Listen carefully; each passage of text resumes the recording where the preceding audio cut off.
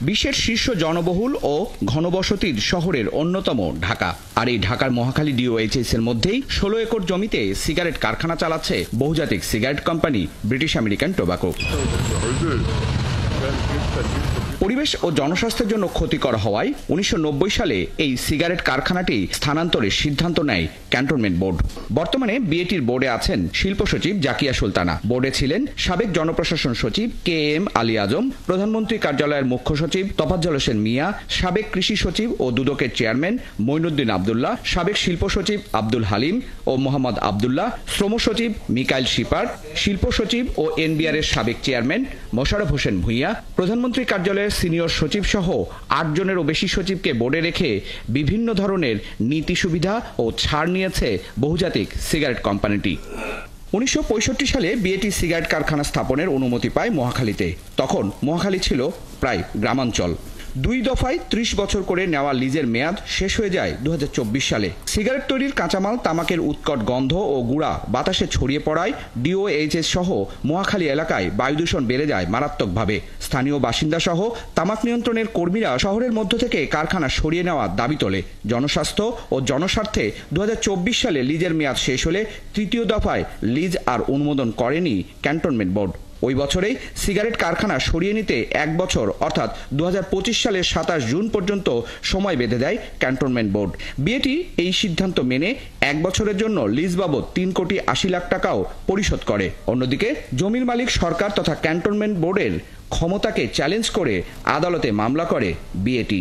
Ultimately অধিকারটা তো হচ্ছে মালিকের, ভূমি মালিকের। তো সেটাই বলছি, তো এখানে ভূমি মালিককে, এখানে ভূমি মালিক হচ্ছে সরকার। সরকার যদি মনে করে যে না আমি আর এক্সটেন্ড করবো না, তাহলে আপনি বাধ্য করতে পারবেন না। এটা হচ্ছে আইনের স্পিরিট। এগুলো একাধিক ডিসিশন আমাদের সুপ্রিম কোর্টেরই আছে, এগুলো কোনো নতুন কথা বলছি না আমি। আইনের মধ্যে যদি না থাকে তাহলে আপনার চুক্তিতে কি আসে যায়? সে কারণেই তো হাইকোর্টে হেরেছেন ওনারা। রাষ্ট্রপক্ষের উচিত হবে হচ্ছে এটা দ্রুততম সময়ে নিষ্পত্তির উদ্যোগ গ্রহণ করা। মামলায় রায় পায় লিজদাতা ক্যান্টনমেন্ট বোর্ড। পরে আপিল করে হেরে যাওয়া বিএটি। এখানেই শেষ নয়, সমাধান না হলে আন্তর্জাতিক আরবিট্রেশন কোর্টে যাওয়ার হুমকি দিয়ে প্রধান উপদেষ্টার কাছে চিঠিও পাঠিয়েছে ব্রিটিশ আমেরিকান টোব্যাকো কোম্পানির ব্যবস্থাপনা পরিচালক। এটা কন্ট্রাডিক্টরি, কারণ রিট করেছে, রিটে হেরেছে, এখন আবার বলছে যে ইন্টারন্যাশনাল আরবিট্রেশন যাবে। এটা আসলে বোধগম্য নয়। শ্রম আইন লঙ্ঘনের দায়ে প্রতিষ্ঠানটির বিরুদ্ধে মামলা হয়েছে, অথচ সেই বিএটি 5 সচিব সহ সরকারের 10 কর্মকর্তার বিরুদ্ধে কুষ্টিয়ার আন্দোলনের কারণে উকিল নোটিশও পাঠিয়ে হুমকি দিয়েছে। প্রশাসনকে এক ধরনের চাপ সৃষ্টি করতে চাচ্ছে। আমি মনে করি এইটার ব্যাপারে একটা ব্যবস্থা নেওয়া দরকার, যে যখন আইনে আপনি আইন ভঙ্গের অভিযোগে অভিযুক্ত, তখন সেই কোম্পানি সরকারের ওই যে মন্ত্রণালয় মামলা করেছে সেই মন্ত্রণালয়ের বিরুদ্ধেই তারা মামলা করেছে। এইটার জন্যই তাদের দেশের, আমি মনে করি একটা সার্বভৌম রাষ্ট্র হিসাবে তাদের বিরুদ্ধে ব্যবস্থা নেওয়া দরকার। কারণ কোনো ব্যবসায়ী রাষ্ট্রের চাইতে বড় হতে পারে না, কোনো ব্যবসায়ী সরকারের চাইতে বড় হতে পারে না। জনস্বাস্থ্য ও পরিবেশের জন্য ক্ষতিকর তামাক ছিল লাল তালিকাভুক্ত কারখানা, কিন্তু 2023 সালে পরিবেশ মন্ত্রণালয় বিধি পরিবর্তন করে বিড়ি, সিগারেট সহ তামাককে লাল তালিকা থেকে কমলা করেছে রহস্যজনকভাবে। এটা হচ্ছে বিধিমালার মাধ্যমে চেঞ্জ হয়েছে।